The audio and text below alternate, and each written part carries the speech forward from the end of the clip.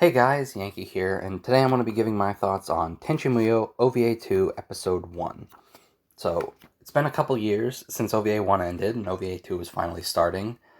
So this first episode, you really got to sort of set the tone of what the season's going to be, right? Um, and I think this episode does a good job of that.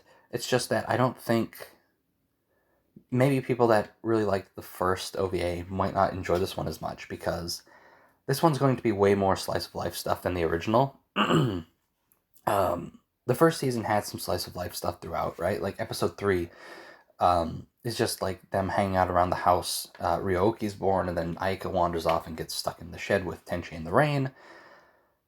But like OVA 2 is almost all, from what I remember, just slice of life stuff around the house. Maybe there's an episode where they go back to the inn, but I don't remember. But for the most part, we're leaning more into the slice of life stuff this season, and this episode really sort of sets the stage for that. Where I don't think there's really any sci-fi stuff at all, except for this like the mainstay stuff that was established already, like the floating hot springs or the like weird doorway to Washu's lab. We don't I don't think we see a spaceship outside of the opening. Um, so yeah, like this is just entirely a slice of life episode. And so this episode is about the main cast trying to take care of a baby, right? We're introduced to a new character, Tenchi's aunt. Don't get a name. Um, and we also get the baby Taro, who does obviously have a name, but isn't the son of the aunt. Don't know what her relationship is to the kid. It's just, here's Tenchi's aunt. When she drops off Taro for them to watch, she's just like, here he is, his mother's sick, goodbye. And then she leaves for like 2 or 3 days that they have to watch over the baby. So yeah, it's just a bunch of characters that haven't really had to take care of kids trying to take care of a baby, and sort of showing how it's a pain taking care of a baby. It's a lot of work. Um, like, the girls are all trying, right? There's a bit in the beginning when Taro first gets there where, like, Aika and Ryoko are kind of, like, not fighting over the baby, but they're, like, passing it back and forth, and, like, Ryoko's kind of rough with it, and Aika is very rough with it when it pees on her, and she just tosses it into the air. Um, and as we sort of progress through the episode, we see them sort of settle in. Like, they never get particularly good at taking care of the baby, but they sort of they're going through the motions. Like, there's a scene where, like, in the beginning, we have Mihoshi trying to change a diaper, not doing very well, and Aika's out washing the diaper because it's not disposable ones; it's ones you have to wash. And then later on, we'll see that like all the girls are out there scrubbing diapers. They like they have to put in that work, and then Mihoshi really struggled to put on the diaper. And then there's a scene later on where, in the middle of the night, the baby just wakes up, and Ryoko doesn't even like barely even awake, just gets up, changes his diaper real quick, goes back to sleep. Um, so we see them sort of getting better at it and taking it more seriously, but also like they're exhausted throughout this show. Um, and we like the diaper thing, washing thing. There's a funny scene where Ryoko thinks that the baby's probably hungry, so she goes, grabs food, and tries to feed it to him. Um, and then Tenchi and her just miss each other, so he goes and makes baby food too. And then when he comes back to the baby to see what's going on, the baby doesn't want to eat the food. Um, so Tenchi takes the bottle that Ryoko's trying to feed him and just pours it out, and she just put the dry baby food in, like the milk powder or whatever it was, which is funny. It's a fun episode, um, but again, if you're not as into the slice of life stuff as the sci-fi stuff, I think you're going to be down on season 2 a lot.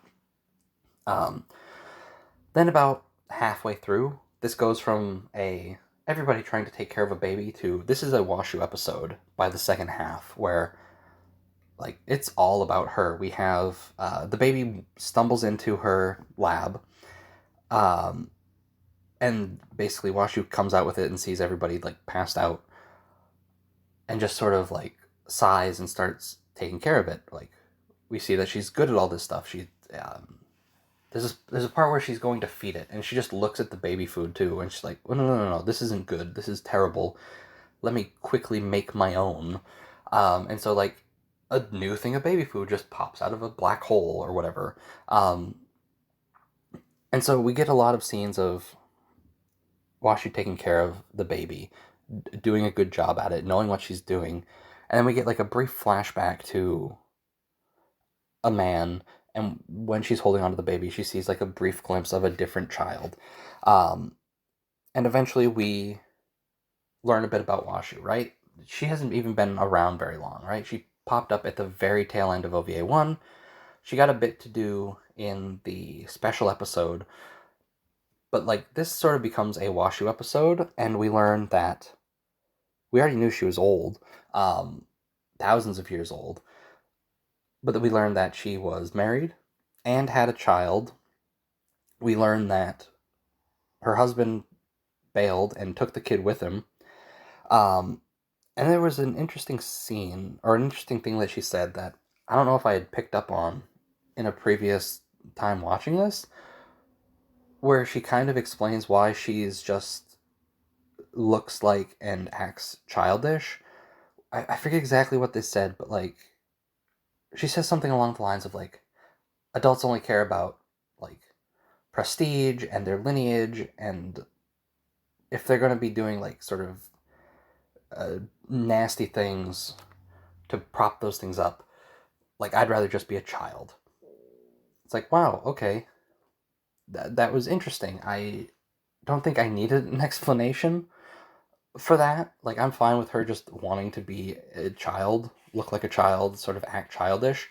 But after seeing this episode and noticing that, I do think it fits a bit. And if I'm remembering right, which I'm probably not, I'm terrible, my memory's terrible, but like later on in the OVAs, like once time has passed, I do think she starts taking on like her adult appearance more. Like, I don't think she just stays as a child as much later on. So that's great. She got some character progress off screen. That would have been nice to see.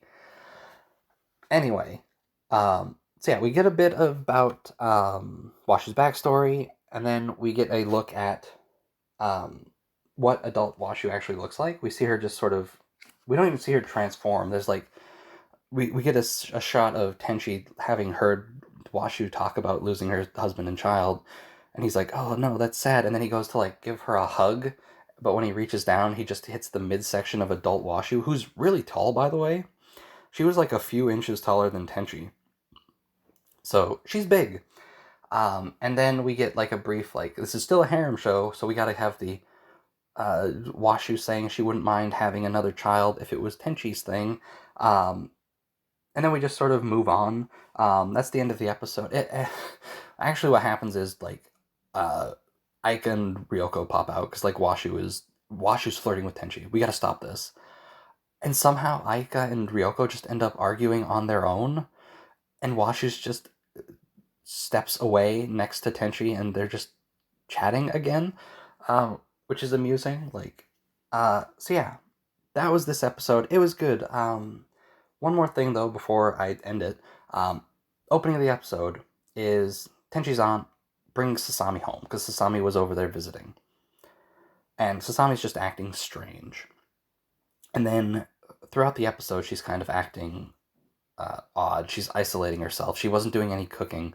And then at the end of this episode, we get like a brief scene right at the end where it's just Sasami looking down, and we don't know why.